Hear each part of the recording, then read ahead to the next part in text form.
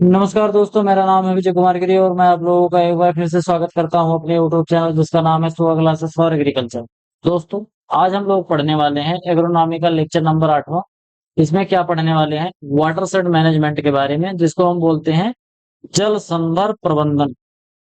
सीधा सीधा से मतलब ये समझो कि हमारे पास जो बरसात वाला पानी आता है, हमारे पास जो नेचुरल रिसोर्सेज हैं वाटर के, उनको किस तरीके से हम स्टोर करके रख सकते हैं, किस तरीके से उसको मैनेज कर सकते हैं कि जिससे हम बहुत अच्छे एफिशिएंटली इसको अपने एग्रीकल्चर पर्पज के लिए यूज कर पाएं।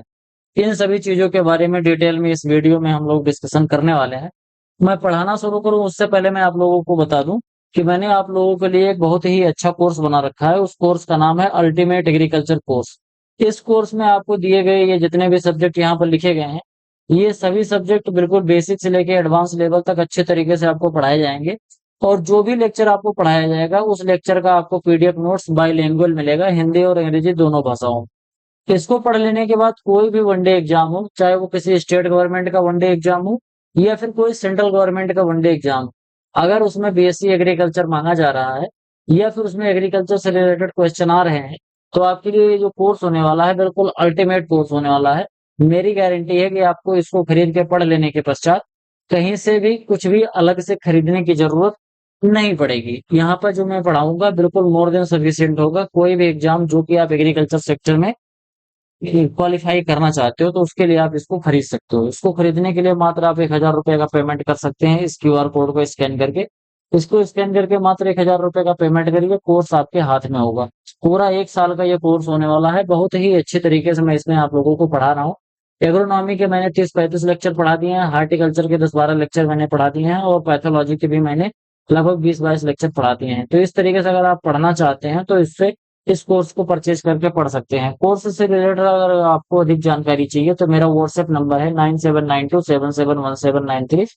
मेरे इस व्हाट्सएप नंबर पर आप मुझसे संपर्क कर सकते हैं। मात्र काम क्या करना है आपको, या तो व्हाट्सएप पे मैसेज करना है या तो व्हाट्सएप पे ही कॉल करना है। नॉर्मल कॉल या नॉर्मल मैसेज आप इस पर नहीं कर सकते क्योंकि इस पे जाएगा नहीं। तो आप व्हाट्सएप पे हमें संपर्क कर सकते हैं। कोर्स से रिलेटेड अगर आपको कोई और जानकारी चाहिए तो आपको इस व्हाट्सएप नंबर पर प्रदान कर दी जाएगी। चलिए अपने टॉपिक पर वापस आते हैं, देखते हैं क्या होता है वाटर शेड मैनेजमेंट और इसका डेफिनेशन। वाटर शेड के बारे में बात करें तो वाटर शेड का मतलब होता है ऐसा एरिया या फिर ऐसा लैंड जहां पर रन ऑफ वाटर आता है, वहां पर एक कॉमन पॉइंट पर आकर इकट्ठा होता है, फिर वहां से कहीं दूसरी जगह पर बह के जाता है। सीधा सीधा मतलब ऐसे समझो, जल संभर का अर्थ है कि भूमि का वह क्षेत्र जिसका रन ऑफ एक सामान्य बिंदु यानी कि नदी या जलाशय में जाता है। सीधा सीधा मतलब समझो कि यहाँ से बरसात का पानी ऐसे बह के आ रहा है, यहाँ से बह के ऐसे आ रहा है, यहाँ से बह के आ रहा है, यहाँ से आके आ रहा है। तो ये सब चीजें आके यहाँ पर इकट्ठा हो जा रहा है। तो ये क्या है हमारा? ये हमारा वाटर सेट है। ठीक, ये क्या है? Water set. अब पूरा पानी जब पूरा बह के आता है तो यहाँ आएगा और यहाँ से फिर बह के किसी अलग जगह पर जाएगा। तो यहाँ से जब जाता है तो इसको रिवर फ्लो बोलते हैं। इसको क्या बोलते हैं? रिवर या फिर वाटरफॉल इसको कहा जाता है। तो इसी को हम क्या बोलते हैं? वाटर शेड बोलते हैं। इसी को हम प्रॉपरली मैनेज करते हैं तो इसको क्या बोला जाता है? Water shade management. ये वाटर शेड मैनेजमेंट के बारे में बात करूं तो जल संभर को भूमि की एक प्राकृतिक इकाई के रूप में परिभाषित किया जा सकता है, जिसका अफवाह एक ही सामान्य निकाय बोले तो आउटलेट के माध्यम से क्षेत्र से बाहर निकलकर एक नदी या फिर अन्य निकाय में एकत्र होना और बहना कहलाता है। हिंदी में समझ में कम आया, इंग्लिश में पढ़ते हैं। A watershed may be defined as a natural unit of land whose runoff collects flow out of an area through a single common outlet into a river or other water body। सीधा सीधा कहने का ये मतलब है कि ढेर सारा पानी यहाँ पर अलग अलग चैनल से आकर यहाँ पर इकट्ठा हो रहा है। अब यहाँ से जो पानी जा रहा है वो कहाँ पर जा रहा है, चाहे किसी दूसरे रिवर में जा रहा हो या फिर वाटर बॉडी में जा रहा हो, तो इसी को हम क्या बोलते हैं? वाटर शेड बोलते हैं, जो कि एक नेचुरल लैंड होता है जहां पर पानी आकर इकट्ठा हो। ठीक, आगे बात करते हैं। It is a drainage basin which is demarcated by ridge and gullies. ये क्या होता है? एक ड्रेनेज बेसिन होता है जहां पर पानी बह बह के आता है और इसको कैसे डिमार्केट किया जाता है? ढेर सारी रिजेज और गली से, जहां से रिज और गली बनना शुरू हो जाता है। जैसे यहाँ से देखो ढेर सारी गली बननी शुरू हो गई रिजेस बनने शुरू हो गए, तो ये होता है क्या, इसकी एक बाउंड्री होती है जिसमें ये वाटर सीड रहता है, बोले तो पानी जाकर इकट्ठा रहता है। इसी को अलग अलग नाम से रिजर्वायर, पॉन्ड, इसके अलग अलग नाम से इसको जाना जाता है।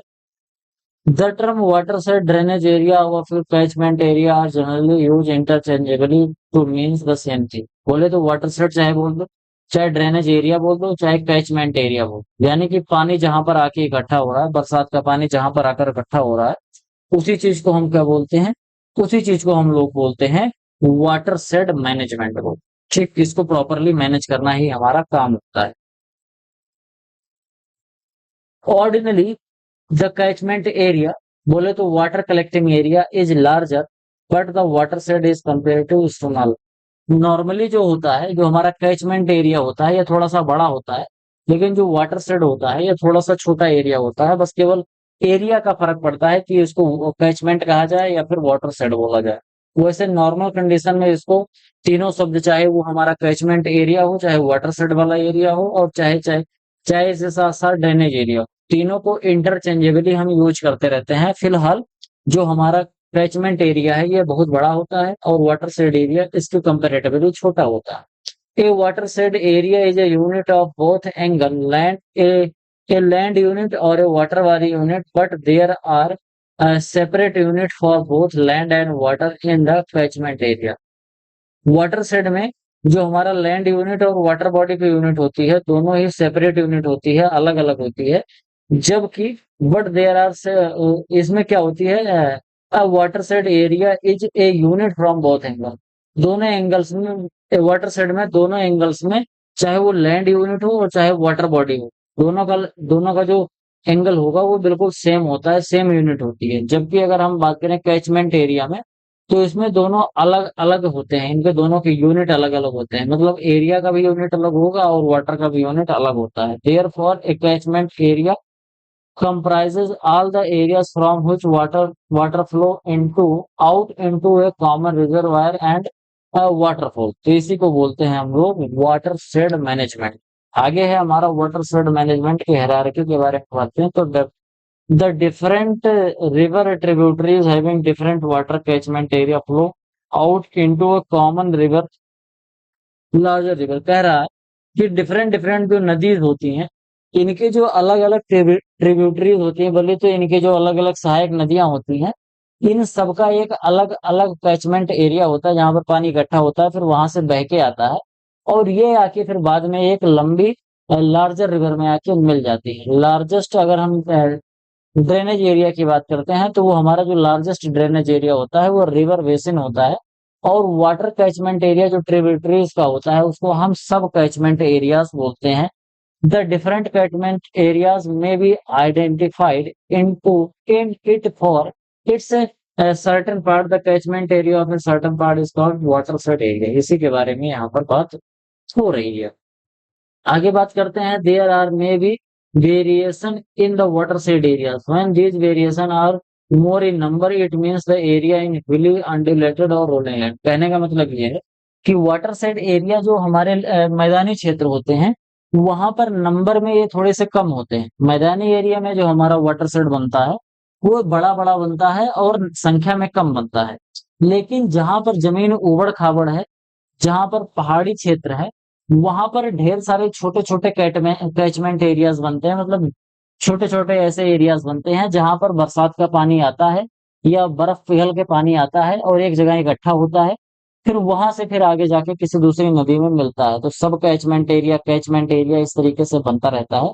तो हिली एरियाज में वाटर शेड नंबर ऑफ संख्या में ज्यादा होते हैं, जबकि हमारा जो प्लेन वाला रीजन है वहां पर वाटर शेड एरिया जो होती है थोड़े से बड़े बड़े होते हैं लेकिन नंबर छोटा होता है।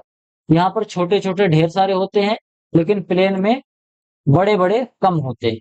The water shade for agriculture purpose में भी several fields to fields of farmer that contribute runoff water to the flow at the lower point। The runoff movement depend on the land topography। Runoff from the upper field entering the lower field causes soil and water erosion। ये soil और water erosion इसको हम कहते हैं। कहने का मतलब ये है कि जहां पर ऐसी टोपोग्राफी है जहां पर थोड़ा सा पानी की कम मात्रा पाई जाती है, और जहां पर रन ऑफ थोड़ा सा ज्यादा होता है वहां पर वाटर इरोजन थोड़ा सा ज्यादा पाया जाता है। ये बोला जा रहा है यहाँ पर वाटरशेड मैनेजमेंट है।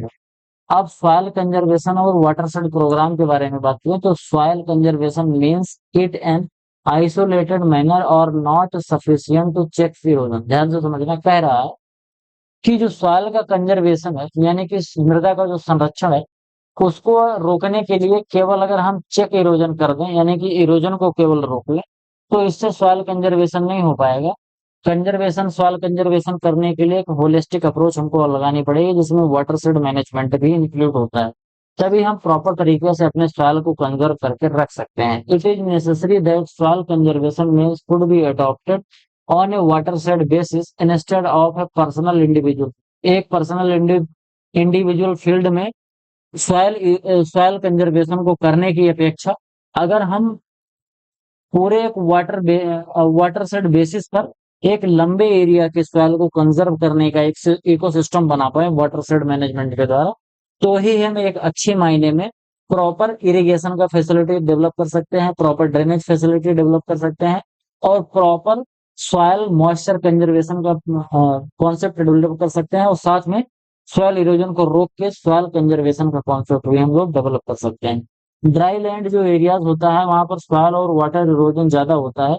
Soil and water erosion floods are the major problem. जो ड्राई लैंड एरियाज होती है वहां पर सॉइल इरोजन, वाटर इरोजन और फ्लड वाला चीजें काफी ज्यादा मात्रा में पाई जाती है। Considering these points the government of India launches watershed management programme for 7th 5 year plan. कई बार एग्जाम में पूछा जाता है कि वाटरशेड मैनेजमेंट प्रोग्राम कब लॉन्च हुआ था, तो गवर्नमेंट ऑफ इंडिया का जो 7वां पंचवर्षीय योजना थी उसमें इसको लॉन्च किया गया था, जिसमें जो हमारे ड्राई लैंड एरियाज हैं वहां पर वाटरशेड बनाकर वहां पर इरिगेशन की फैसिलिटी और वहां पर एग्रीकल्चर का जो इकोसिस्टम है उसको अच्छे तरीके से वहां पर बनाया जाता है। वाटरशेड मैनेजमेंट और प्रोग्राम के एग्जीक्यूशन की बात करें तो for soil and water conservation measure watershed are demarcated into sub watershed and micro water. जो वाटरशेड बनता है या फिर रिजर्वायर जो बनता है वो छोटे छोटे सब वाटर से और माइक्रो वाटर शेड से बनता है। बोले तो छोटे छोटे तमाम जगह पर ऐसे तालाब नुमा चीजें बनी रहती हैं, और वहां से पानी बह बह के आता रहेगा ट्रिब्यूटरी के द्वारा,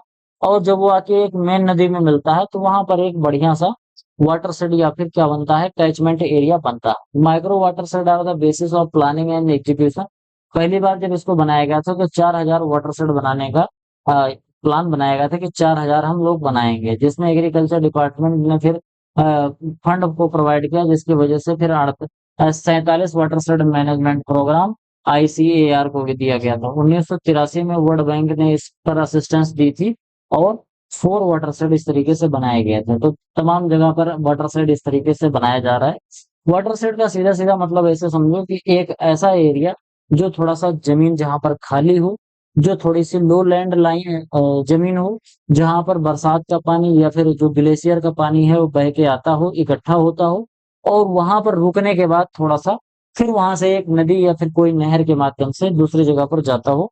इसी को हम लोग क्या बोलते हैं, इसी को बोला जाता है वाटरशेड मैनेजमेंट। वाटरशेड मैनेजमेंट के जो फीचर्स होते हैं वो क्या क्या होते हैं, सॉइल और वाटर कंजर्वेशन मेजर होता है बोले तो include all major effectively to preventing और delaying the movement of soil and rock particles. यानी कि सॉइल इरोजन जो हमारा होता है उसको रोकने का भी काम हमारा वाटर मैनेजमेंट करता है। इसके साथ साथ emphasise in given on soil surveying, control on grading, pending, repairing of old bunds and dam, land reclamation, digging of farm pond, ये सभी चीजें भी होती हैं जिससे कि हमारा जो सॉइल कंजर्वेशन का चीजें हैं वो अच्छे से हो पाए। जैसे सॉइल के अच्छे से सर्वे कर लिया जाएगा, कहीं पर अगर बांध वहां टूट गया तो बांध को सही कर लिया जाएगा, उसको रिपेयर कर लिया जाएगा, पुराने बंड जो है उसको बना दिया जाएगा, नए नए डैम को बना दिया जाएगा, लैंड रिक्लेमेशन कर दिया जाएगा, या फिर डिगिंग कर दिया जाएगा, पॉन्ड बना लिया जाएगा। तो इस तरीके से हम सॉइल कंजर्वेशन कर सकते हैं वाटर मैनेजमेंट के साथ साथ।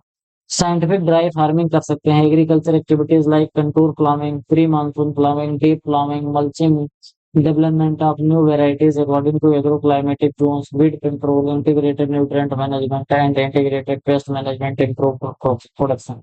इन सभी की मदद से हम साइंटिफिक ड्राई फार्मिंग कर सकते हैं।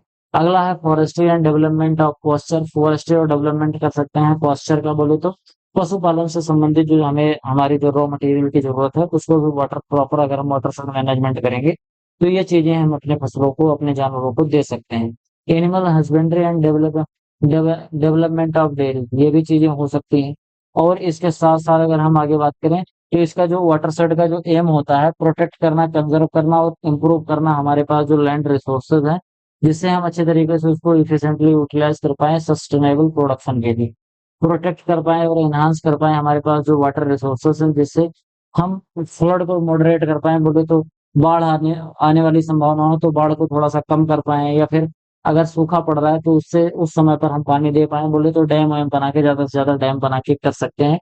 Reducing silting up to tank, increasing irrigation, conserve rain water, ये सब चीजें करके हम इस चीज को बढ़ा सकते हैं। ये हमारा एम होता है और ऑब्जेक्टिव होता है वाटरशेड मैनेजमेंट का, to utilise the natural local resources for improving agriculture and allied occupation or industries so as to improve the socio-economic condition of the local area। सीधा सीधा कहने का मतलब यह है कि जो बरसात का पानी हमको मिलता, अगर उस पानी को हम कहीं एक जगह पर तालाब खोद के वाटर सैंड रिजर्वायर डैम बना के किसी भी तरीके से अगर हम इसको रोक सकते हैं, तो सूखे के टाइम पर या फिर जो हमारा रबी के सीजन या जायद का सीजन होता है, जब हमें बरसात का पानी नहीं मिल पाता है, तो उस समय पर हम एक प्रॉपर इरिगेशन की फैसिलिटी बना पाएंगे।